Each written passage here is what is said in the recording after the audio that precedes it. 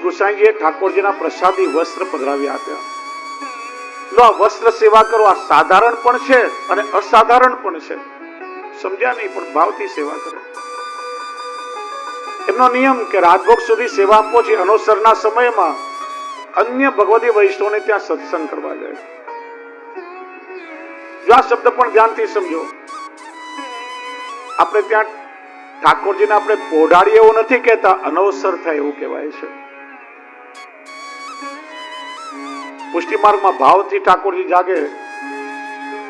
પોઢાડવાનો ક્રમ કેવો છે કે તમે ઠાકોરજીને પોઢાડતા પેલા હૃદય સાથે લગાડી પછી શૈયા પર પોઢાડીને આખી ચાદર ઓઢાડી છે. અડધી ચાદર બી ના ઓઢાડાય. ભાવથી હૃદય ઉપી શેષ શૈયા પર ઠાકોરજી પોઢે. પણ જ્યાં તમે શૈયા મંદિરના દ્વાર બંધ કરો, ઠાકોરજી તો ઠેકડો મારીને ઠાળાતા ને સીધા વ્રજમાં પધારે. રાતભોગ પછી વ્રજગમનની વિજ્ઞપ્તિ થાય, ઠાકોરજી ગૌચારણ કરવા વનમાં પધારે અને શયન પછી સકલ વ્રજમાં પોઢિયા વાલો કરે વિવિધ રસદાનજી. એ લીલા મારે મન વસો ભક્ત માગે માનજી. અનેક વ્રજ ભક્તો પોતાની નિકુંજમાં અનેક મનોરથો સામગ્રીથી સિદ્ધ કરીને પ્રતીક્ષા કરતા હોય અને એક એક ભક્તની નિકુંજમાં પ્રભુ પધારી એમના મનોરથ પૂરા કરે. પ્રભુની લીલા નિત્ય છે. જો આપણે ત્યાં નિત્ય લીલાવાદ છે. નિત્ય શબ્દ સમજો. નિત્ય એટલે દરરોજ, મંગળાથી શયન સુધી ઠાકોરજીની નિત્યની દિનચર્યા છે. અને નિત્ય એટલે શાશ્વત, ઇટર્નલ. તમે એવું ના કહી શકો કે ઠાકોરજીની લીલા પહેલા હતી, અત્યારે પણ પ્રભુની લીલા અખંડ ચાલી રહી છે. અનેક દૈવી જીવનનો અનુભવ પણ થઈ રહ્યો છે. એટલા માટે આપણે ત્યાં શબ્દ છે અનવસર. એ લીલાના અવસરમાંથી આપણે બહાર નીકળી ગયા, બાકી પ્રભુની લીલા અખંડ ચાલે છે. તો અનવસરના સમયમાં બીજા ભગવદીઓને ત્યાં જાય. ઘણીવાર એવો અનુભવ થાય કે ઠાકોરજી માખણ મિશ્રી માગી માગીને રોકે છે. પ્રભુ એમના ખોળામાં બિરાજે છે, કોઈની સાથે પ્રભુ ખેલી રહ્યા છે. વિચાર્યું કે મારે ત્યાં તો સાધારણ સેવા છે, આવો અનુભવ મને ક્યારે થશે? મનમાં શંકા થઈ. જ્યાં ઉત્તાપનનો સમય થયો, ઘંટાનાદ કરી લીલા મેવાની સામગ્રી લઈ નિજ મંદિરનો દ્વાર ખોલ્યો તો શું દર્શન કર્યા કે વસ્ત્રમાં જેટલા તાતણા હતા એટલા ભગવત સ્વરૂપો ત્યાં ઉપર ખેલી રહ્યા હતા.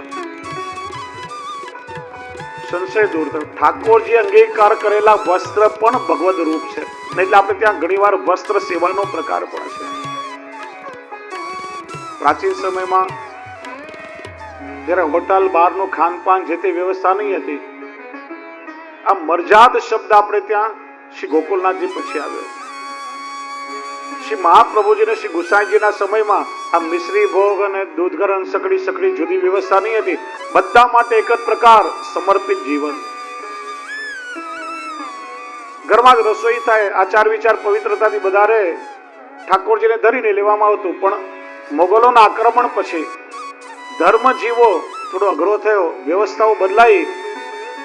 શ્રી ગોકુલનાથજીના સમયમાં જે લોકો સંપૂર્ણ પુષ્ટિ માર્ગીય મર્યાદાઓનું પાલન કરી સમર્પિત જીવન જીવે એમના માટે શબ્દ આવ્યો મર્યાદા વાલે વૈષ્ણવ. પછી એમાંથી મર્યાદી અપભ્રંશ થયો. પછી સમય અનુસાર આ વિભાજન થયું.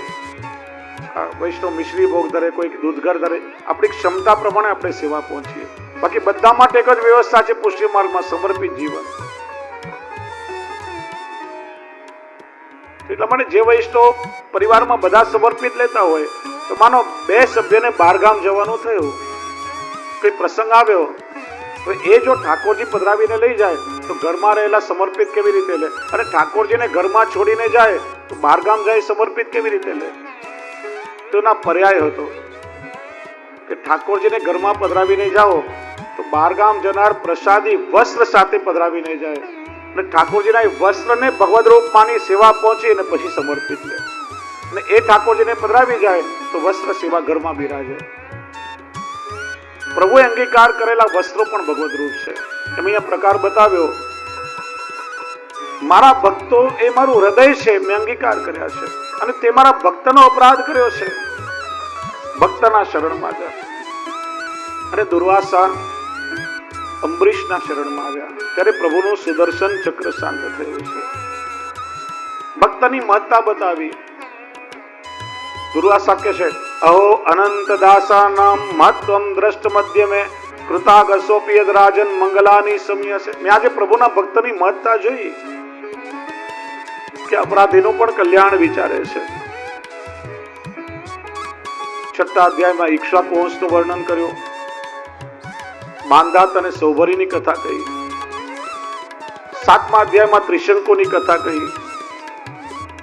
ત્રિશંકુ પિતાને ગુરુના શાપથી ચંડાલ બની ગયા, પણ વિશ્વામિત્રજીના આશીર્વાદથી સદે સ્વર્ગમાં ગયા. દેવતાઓએ ત્યાંથી પાછા ધકેલા, ઊંડા મસ્તકે લટકવા લાગ્યા. વિશ્વામિત્રએ તપોબળથી આકાશમાં સ્થિર કરી દીધા કે છે આજે પણ આકાશમાં લટકી રહ્યા છે, નહીં અહીં ના રહ્યા ત્યાં ત્યાં ના રહ્યા. ઘણી વાર માણસ અધવચ્ચે ગોતા ખાય ને તો આપણે કહીએ ત્રિશંકુ જેવી દશા થઈ. ત્યાર પછી હરિશ્ચંદ્રની કથા કહી, સગર રાજાનું ચરિત્ર કહ્યું, ગંગા અવતરણની કથા કરી. સગરના 10,000 પુત્રોએ કપિલ ઋષિનો અપરાધ કર્યો, શાપ આપીને 10,000 પુત્રોને ભસ્મ કર્યા. એમના ઉદ્ધારનો એકમાત્ર ઉપાય હતો કે ગંગાજીનું અવતરણ થાય અને ગંગાજીનું જલ જે ભસ્મથી પ્રવાહિત થાય તો જ ઉદ્ધાર થાય. ગંગાજીને ભૂતલ પર લાવવા અંશુમાને ઘણા સમય સુધી તપ કર્યું, મારા દિલીપે પરિશ્રમ કર્યો, પણ ભગીરથના પ્રયત્નથી ગંગાજી ભૂતલ પર આવવા રાજી થયા. 2 શરતો મૂકી છે. પ્રચંડ વેગથી હું ભૂતલ પર આવીશ, મારા વેગને ઝીલશે કોણ? ને યદિ કોઈ મને ઝીલશે નહીં તો પૃથ્વીનું ભેદન કરીને પાતાળમાં ચાલી જઈશ. ગંગાજીને ધારણ કરવાનો પ્રસ્તાવ શિવજીએ સ્વીકાર્યો. ગંગા એ પ્રભુની ચરણ પદ્મજા છે. આપણે જોયું ને કે વામન અવતારમાં સ્વર્ગમાં ચરણ પધરાવ્યો અને બ્રહ્માજીએ કમંડલથી ચરણ ધોયા, એ ગંગાજલ છે. અને શિવજી પ્રભુના પરમ ભક્ત છે, એટલે આ ગંગાજલ શિવજીએ મસ્તકમાં ધારણ કર્યું છે. અને પોતાના દેહનો સ્પર્શ ન થાય એ રીતે એક લટ ખોલી અને ધારા પ્રવાહિત કરી. આગળ આગળ ભગીરથનો રથ, પાછળ પાછળ ગંગાજીનો પ્રવાહ. જ્યાં સગરના પુત્રોની ભસ્મ હતી ત્યાં એ પ્રવાહિત થયો અને એમનો ઉદ્ધાર થયો. ગંગાજીની બીજી શરત, પૃથ્વી પર રહીશ અનેક લોકો મારામાં સ્નાન કરીને પોતાના પાપ ધોશે તો મારું સત્વ મને પાછું કઈ રીતે મળશે? તો કહ્યું, એવા કોઈ ભગવદીય કે જેમના હૃદયમાં પ્રભુ બિરાજે છે, એ આવીને તમારામાં સ્નાન કરશે, તેમના હૃદયમાં બિરાજતા પ્રભુના સમાગમથી તમને તમારું સત્વ પાછું મળશે. ભગવદીઓ જ્યારે તીર્થોમાં જાય, તીર્થોના મહાત્મ્યથી નહીં, એ તીર્થોને પણ પાવન કરવા માટે પધારે છે. જો સર્વોત્તમજીમાં શ્રી મહાપ્રભુજીનું નામ છે વિભુ. વિભુ એટલે સાક્ષાત ઈશ્વર. તીર્થ સકલ સનાથ કીધા ચરણ રેણુ સમાજ. દરેક તીર્થોમાં શ્રી મહાપ્રભુજી પધાર્યા છે અને તીર્થોને સનાથ કર્યા છે. અને જ્યાં જ્યાં શ્રી વલ્લભ પધાર્યા એ તીર્થોના આધિદૈવિક સ્વરૂપે પ્રગટ થઈ શ્રી વલ્લભની સેવા કરી. અશ્વિની કુમારમાં તાપીજીએ પ્રગટ થઈને પંખાની સેવા કરી છે. કાશી વિશ્વનાથ, રામેશ્વર, ચંપેશ્વર મહાદેવ, સ્વયં મહાદેવજીએ પ્રગટ થઈ શ્રી મહાપ્રભુજીના મુખથી કથાનું શ્રવણ કર્યું છે. ચિત્રકૂટ, અયોધ્યા, જનકપુર, ત્યાં સ્વયં હનુમાનજીએ પ્રગટ થઈ શ્રી મહાપ્રભુજીના મુખથી વાલ્મીકી રામાયણનું શ્રવણ કર્યું છે. સાક્ષાત વિભુ છે. આ મહાપુરુષો તીર્થોમાં સ્નાન કરી તીર્થોને પણ સનાથ કરે છે.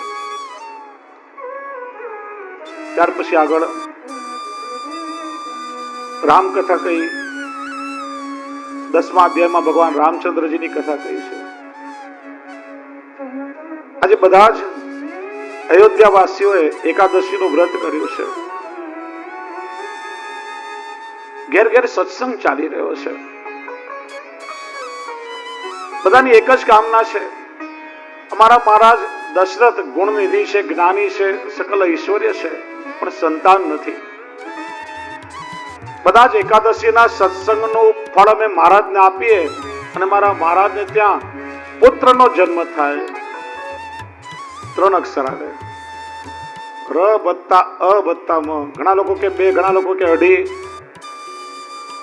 2.5 ના કહેવાય, ર અને અ દીઠ એટલે આખો કહેવાય. જેમ માતા દેખાય 2 અક્ષર પણ છે 4 અક્ષર, મ અ ત અ. એવી રીતના ર એટલે કર્મનો અગ્નિ બીજ, અ એટલે જ્ઞાનનું સૂર્ય બીજ અને મ એટલે ભક્તિનું ચંદ્ર બીજ. જ્ઞાન, કર્મ અને ભક્તિના રૂપ શ્રી રામચંદ્રજી છે. આ ત્રણેયનો સમન્વય છે. બાળપણમાં માતા પિતાના ઉત્તમ સંસ્કારોનું સિંચન થયું. ગુરુ વિશ્વામિત્ર શસ્ત્રનું જ્ઞાન આપ્યું. યજ્ઞમાં ઉત્પાત મચાવનાર અનેક અસુરોને માર્યા. જનકપુરમાં સીતાજીનો સ્વયંવર થઈ રહ્યો હતો. શિવજીનું ધનુષ્ય એટલું ભારે કે એક સાથે 300 વીર પુરુષોને ઉપાડીને લાવ્યા હતા. રમત રમતમાં ભગવાને ધનુષ્ય ઉપાડી પ્રત્યંચા ચડાવી ધનુષ્યનો ભંગ કર્યો. સીતાજી સાથે વિવાહ થયો. પાછા અયોધ્યા પડતી વખતે માર્ગમાં પરશુરામજી મળ્યા. એમના અપાર ગર્વને ભગવાને દૂર કર્યો. જે દિવસે ભગવાનનો રાજ્યાભિષેક થવાનો હતો એ જ દિવસે એમના માટે વનવાસ માંગવામાં આવ્યો. માતા કૈકેયીને પિતા મહારાજ દશરથે આપેલા વચનને પૂરું કરવા માટે સ્વેચ્છાએ વનવાસ સ્વીકાર્યો છે. રાજ્યાભિષેકનો સમાચાર સાંભળીને કઈ આનંદ નથી થયો અને વનવાસ સ્વેચ્છાએ સ્વીકાર્યો તો કઈ દુઃખી નથી થયા. ઉલટું કહ્યું છે કે મારી માએ મારા પર કેટલી બધી કૃપા કરી કે પોતાના પુત્ર ભરત માટે રાજગાદી માંગી, એના પર આટલો બોજો મૂક્યો અને મને મુક્ત જીવન આપ્યું છે. આ ભગવાનની દ્રષ્ટિ છે. આ દ્રષ્ટિ આપણને રામાયણ શીખડાવે છે. અને વનવાસ તો કેવલ પ્રભુ માટે મંગાયો છે, સીતાજી માટે નહીં. પણ જનક નંદિની સીતા ક્યારેક ખુલ્લા ચરણથી જમીન પર પગ નથી મૂક્યો. એ વલકલ વસ્ત્ર પહેરી પતિની સેવા કરવા માટે સ્વેચ્છાએ વનમાં ગયા છે. ભાઈ લક્ષ્મણ પણ ભાઈ અને ભાભીની રક્ષા કરવા સદૈવ સાથે ગયા છે. આ પતિ પત્નીનો પ્રેમ, ભાઈ ભાઈનો પ્રેમ, માતા પિતાનો આદર સેવા, ગુરુની આજ્ઞાનું પાલન, આ એક એક ચરિત્ર આપણને રામાયણમાંથી મળે છે. વેદની, ધર્મની, સમાજની, પરિવારની આ બધી મર્યાદાઓનું પાલન કઈ રીતે કરવું એ રામાયણ શીખડાવે છે. અમારા તાજી મહારાજ આજ્ઞા કરતા કે દરેક વૈષ્ણવે જીવનમાં રામાયણ અવશ્ય વાંચવું જોઈએ. કૃષ્ણનું ચરિત્ર સ્મરણીય છે. આપણું સામર્થ્ય નથી કે કૃષ્ણની લીલાનું અનુકરણ આપણે કરી શકીએ. એટલે રામચંદ્રજીનું ચરિત્ર અનુકરણીય છે. પ્રભુએ પોતાના લીલા ચરિત્રથી આ જગતને બોધ આપ્યો છે. શત્રુ સાથે કઈ રીતે વ્યવહાર કરવો, પ્રજા સાથે રાજાનો કેવો વ્યવહાર હોય, દરેક ચરિત્ર આપણને રામાયણમાંથી મળે છે. એટલા માટે મર્યાદા પુરુષોત્તમ છે. લીલાનો વિસ્તાર નહીં કરું, આપ સૌ જાણો છો, સમય પણ ઘણો થયો. પણ પ્રભુએ પુષ્ટિ લીલા પણ કરી છે.